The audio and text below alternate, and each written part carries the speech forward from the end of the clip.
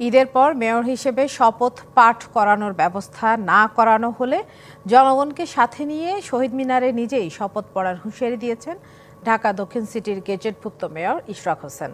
এ সময় সরকারের প্রতি নিজের অনাস্থার কথাও জানান তিনি।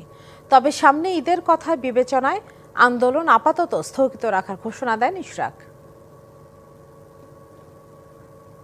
আদালতের রায় ও নির্বাচন কমিশনের গ্যাজেট, মেয়র হিসেবে শপথ নিতে 2 পেয়েছেন ইশরাক হোসেন। তবুও ঝুলে রয়েছে ঢাকা দক্ষিণ সিটির নগরপিতার ভাগ্য। ইশরাককে মেয়র হিসেবে শপথ পড়ানোর দাবিতে মাঝে কয়েকদিন বিরতি দিয়ে 18 দিনের মতো অবস্থান কর্মসূচি পালিত হয়েছে। 15 দিন ধরে বন্ধ নগর ভবনের সব ধরনের সেবা কার্যক্রম। বৈরী আবহাওয়ার কারণে চতুর্দিকে নালা নর্দমা এবং রাস্তাঘাট পানিতে তুলে আছে। এক দেশে দুই আইন চলতে পারে না। চট্টগ্রামের একই আইনে মেয়র কোর্টের মাধ্যমে নির্বাচিত করছে। আমরা